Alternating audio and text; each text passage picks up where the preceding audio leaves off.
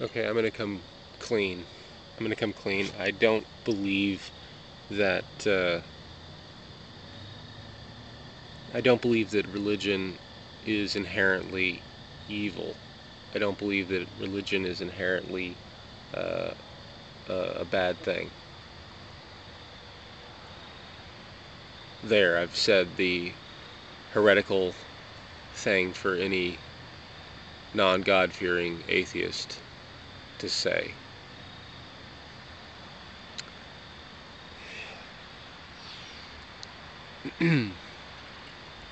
uh, it's just the drink. It brings the muse out, and the muse talks to me. You don't have to listen. But yeah, I don't think religion is necessarily the problem. I think that's a red herring. I think that the problem is you, me.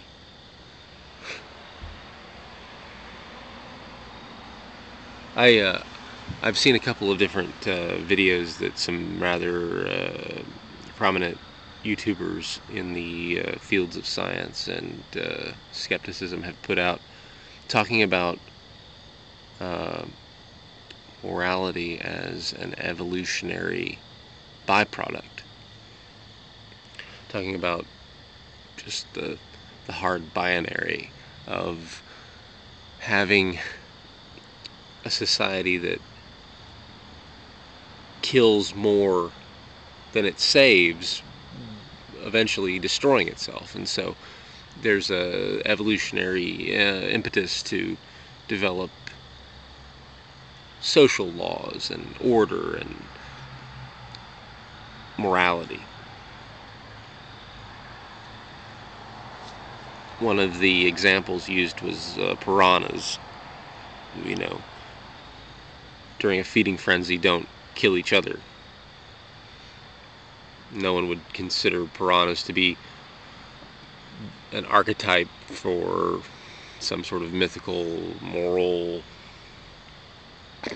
sense of moral justice or ethical creature. I mean, it's a piranhas tend to evoke, at least in our minds, a rather vicious creature. So why do they not cut each other to shreds? Well, it's interesting. It's an interesting idea. And somebody else pointed out later that piranhas do in fact eat each other, but only when the hunting is scarce, when there's nothing else to eat. And human beings are like that too. Everything that lives is like that too. And things get tough, we tend to start amending our moral and ethical principles. We start to start justifying shaving them, you know.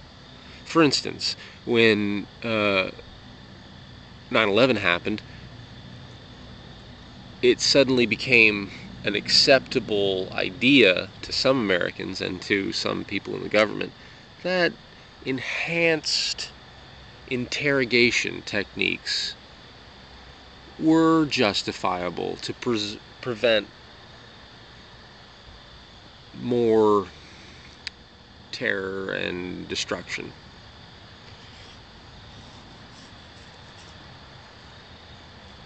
In that way, we're not much different than piranhas.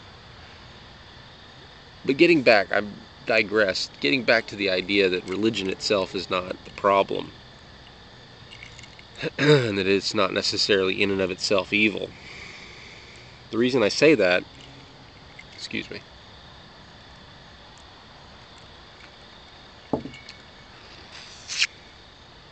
the reason I say that is because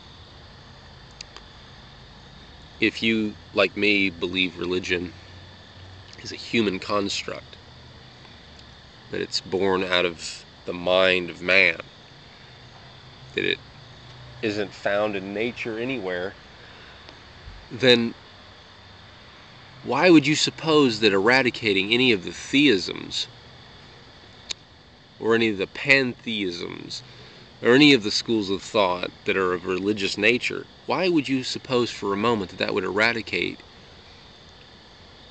all of the evils of religion? In other words, the byproducts of religion that we point to.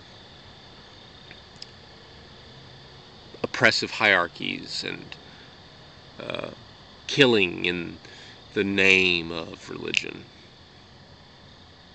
What would for one moment make you think that somehow if we could get rid of Christianity or Islam or Judaism, the Abrahamic faiths, why would you think for one moment that would somehow solve our problems?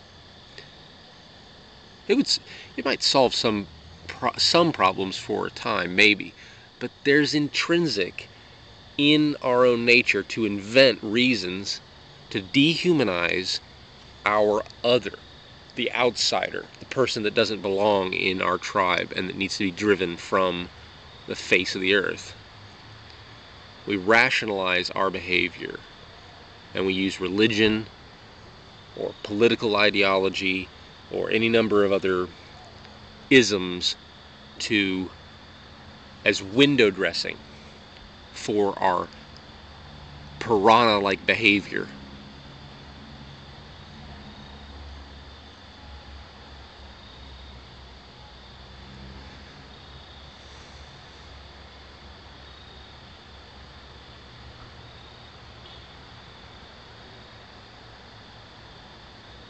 In all likelihood,